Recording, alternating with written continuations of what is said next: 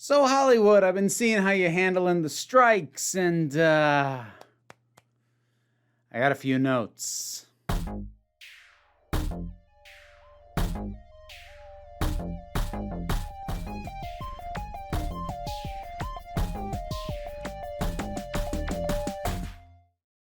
Hey folks, some more thoughts on the strikes. I said I would follow up off of last Saturday's video talking about some of the ways that the studios and executives have badly miscalculated this one, and I think these are contributing factors to why they're going to lose. Now, there is a main thing that I'm going to be focusing on, and while that is not the main reason I believe the studios are going to lose, it is a major contributing factor that I don't see brought up all that often, at least not directly and properly acknowledged. At least I don't think so.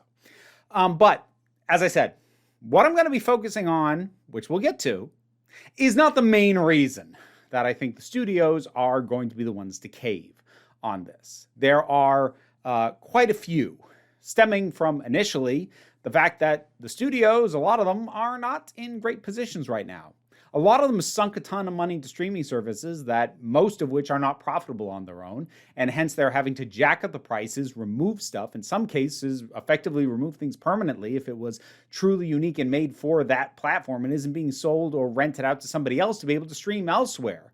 The cracks are showing in the models that they've been doing. There has been a downturn at the box office for most of these studios. A lot of stuff that should have been runaway hits have not been. A lot of things from reliable franchises that, like, that's at least a $500 million take at the box office, and they either haven't gotten there or they've struggled.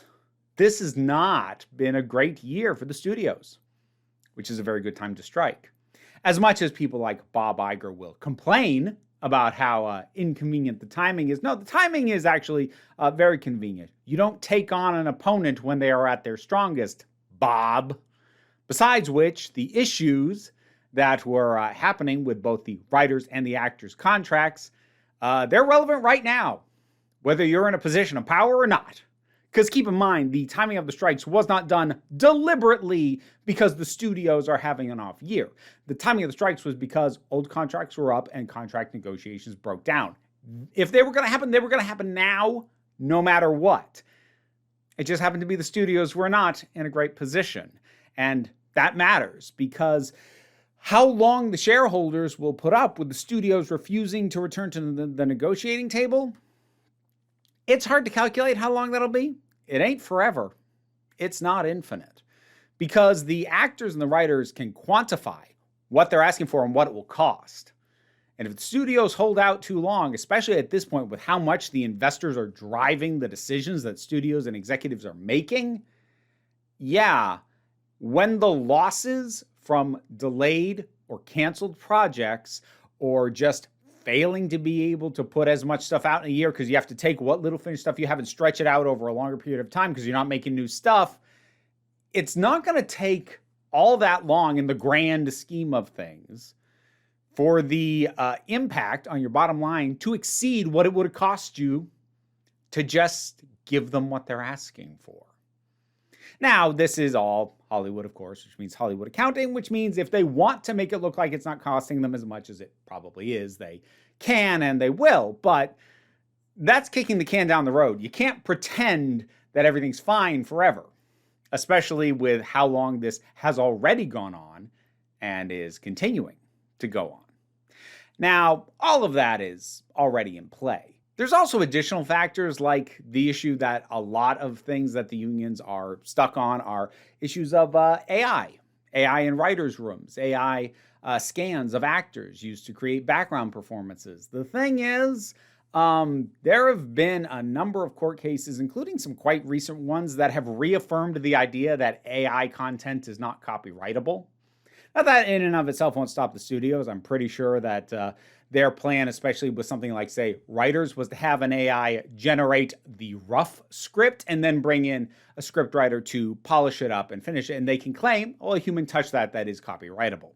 That whether or not that would actually hold up, hard to know, but it's not a simple case of, well, AI generated this, it's ours now. Well, no.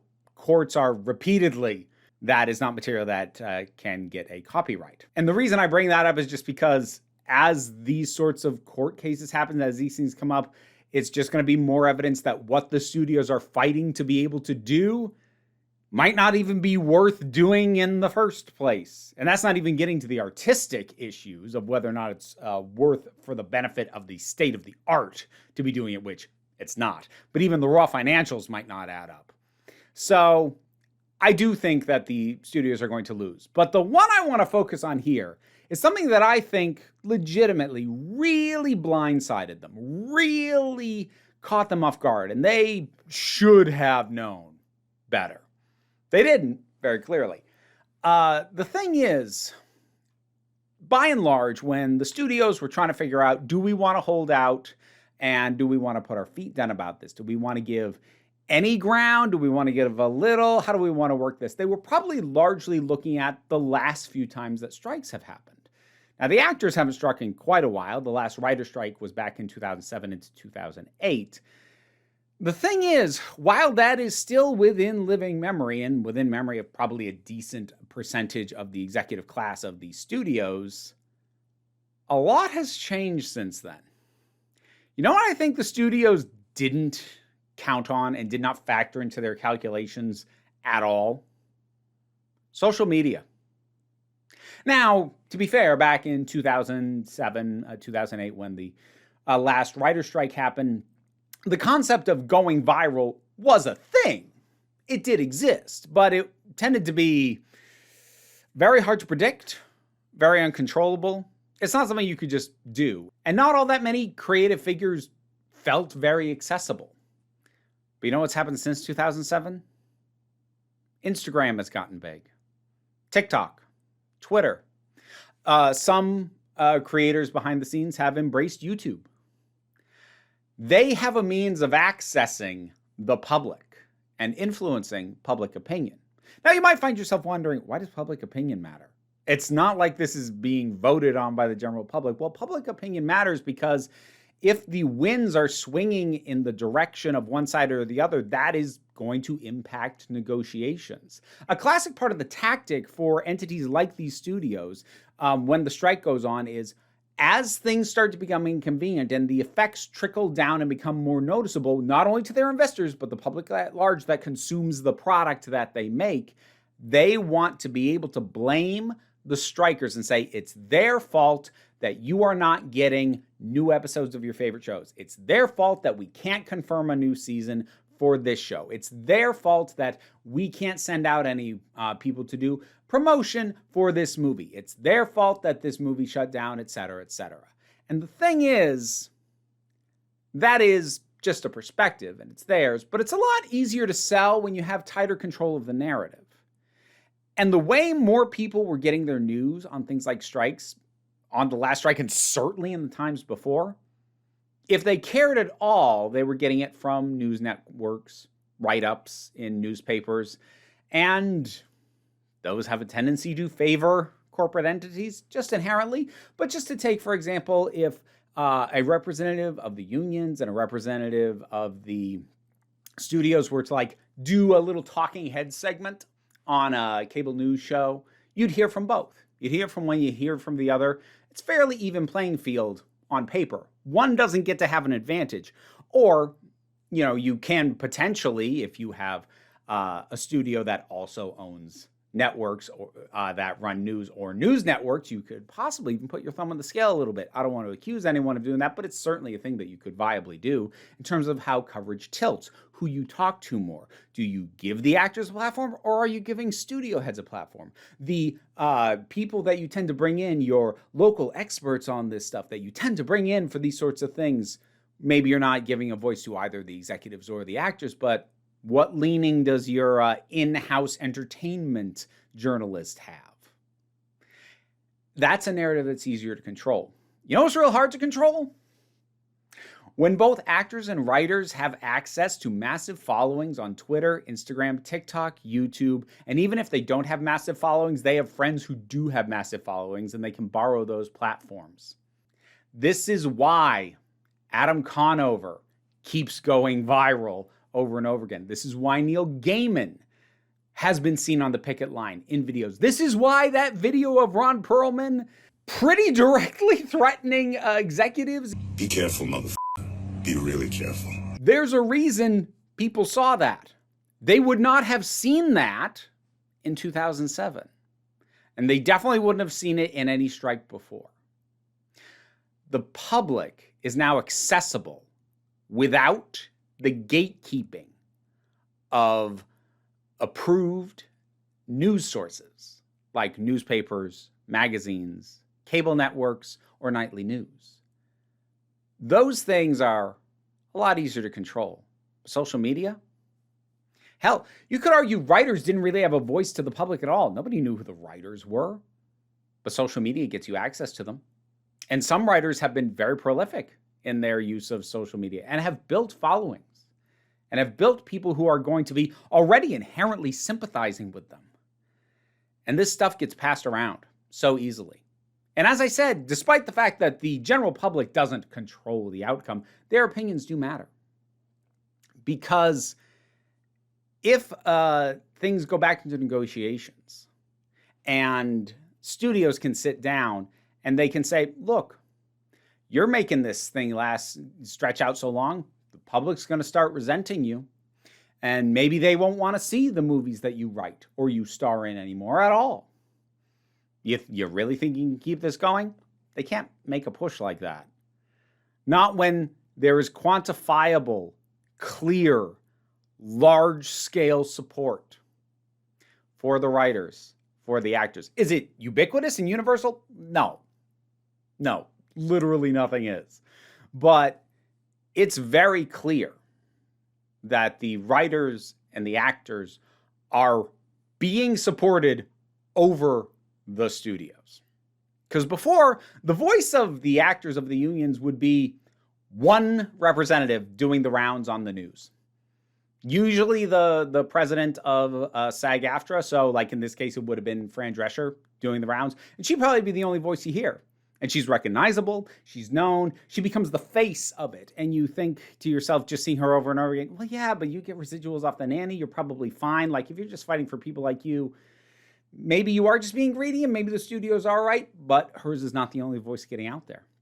Voices of many a beloved actor, and even some more niche and character actors, but who still have loyal fan bases. You can have stuff go out there like Denise Crosby putting out what her residuals were looking like from Ray Donovan, which she appeared in multiple episodes of, and her residual check was pathetic. Is she a massive big name most people know? No, but people who watch that show know her. People who watch Star Trek know her. Her fans know her. They see that and they go, what the hell? The public has access to more than just the approved, corporate, executive, cleared narrative. And I really don't think they counted on that. I think that's very evidenced by how the executives were talking about the strikes early on. How casually they were prepared to say, it's a necessary evil to starve them out of their homes. And that has happened. And the thing is, no matter how many news headlines word the fact that Billy Porter had to sell his house in such a way as to maybe make it plausible to think that it would be okay to blame the strikers for it, no matter how many websites run headlines like that, folks can find out the man's actual words and who he actually blames. And it's not the unions. The ability to control the narrative is gone. And I really think the studios did not realize that. They see social media as an extension of their marketing arm at most. By and large, I really don't think they understand what a Wild West it is. And like, social media is messed up and weirdly controlled, weirdly policed, weirdly censored in various ways that it's different on every platform. It's either, controlled in certain ways or it's too much of a free-for-all, in which case it may not honestly be safe to be on, depending on who you are. So I'm not trying to praise social media as our Lord and Savior. Most social media apps, sites, and companies can, as far as I'm concerned, go f themselves. And yes, I do say that as someone whose living is literally made on what is effectively a long-form video social media app. But regardless, there is still access to an audience that used to be gate-kept from people who were just on the front line. And it's not anymore. And audiences, most of them aren't going to blame the actors. They're not going to blame the writers. And if they're not blaming the actors and writers, the investors probably won't either, even if the executives try to. Eventually, the investors are going to be swayed by seeing people continuing to use the hashtag, continuing to donate to the funds to help keep actors fed and their families supported. Link in the description for that if you want to help. These things keep rolling. Now, can they do it indefinitely? Well, probably not, but neither can the studios. Because each quarter that goes by that they don't get to log the kind of returns they were supposed to have, because that's something to always remember when it comes to projected returns and profits. It doesn't matter if they made a profit. They set forth projections a year ago for what they said they could make. And if they don't, the investors are not happy. And again, there's a lot of Hollywood accounting to try and fudge that, but you can only fudge so much. And you really can't fudge a lot when you're running out of product and your shows aren't running. They weren't in a very strong position going into this. And I don't think they realized the strength of the union members and their ability to reach an audience or to tap the audience they had already built as part of their own actual careers. All of that is looking at the studios and going, what the hell's wrong with you? What is it you do? You at the top? Why are you paid so much? Why are you paid more as one person than it would cost the studio to cover all of the demands of both the writers and the actors? Why are you paid more than that?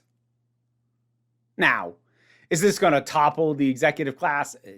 No. At a certain point, you get too rich to lose. At worst, you just plateau.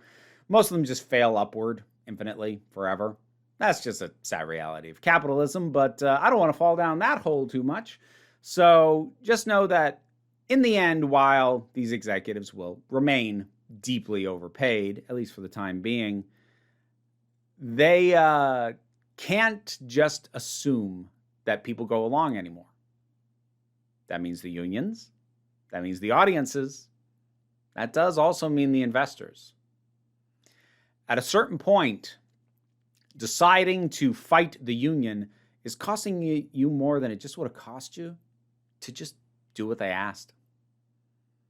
It would have been so simple. And the quotes dropped about the unions being unrealistic and about starving them out just showed how unprepared these executives were for the social media age. And some of these folks aren't entirely unsavvy when it comes to social media. They still weren't ready.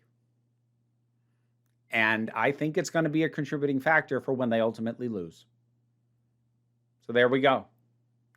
My thoughts on one of the reasons, or at least from the perspective of the studios and executives, the reason they weren't expecting to be having such a hard time. And it's such a well-earned hard time. Enjoy it. You deserve it. What are your thoughts on this? Whatever they are, drop something down in the comments. Let's talk about it. Patreon pays my bills. By all means, contribute to the entertainment fund to help support those striking. But, you know, me too, maybe, if you got a buck or so hanging around. I don't mean to harp on that so much. There's links to other things in the description that I do. Check those out. Don't worry too much about it. What I want you to remember, especially if you are on the picket line, you are beautiful. You are valid. You are loved. You are the council. I'm just running the meetings. And until next time, this council is adjourned. A special thanks to my highest supporting patrons, Robin Moore, Zubin Lutfullah, Tarak, the thing that goes doink in the anime, Ruth, Oliver B., Solitary Pictures, Ulrich Bogdan, Melinda Walters, Jen, Auntie Kate 808, Becky Sparks, Pranabi Likes the Poodle, Robin Powell, Tracy Scrabbit, Angry Casperl, Adam R.D.L. Taylor, Dave Hall, and Rosalind Bennett. You'll see a bunch of other names down there as well. There's plenty of things to get on the Patreon, and yeah, you can hear me attempt to say your name without embarrassing myself. Check out the rewards, and thank you for everyone who supports this.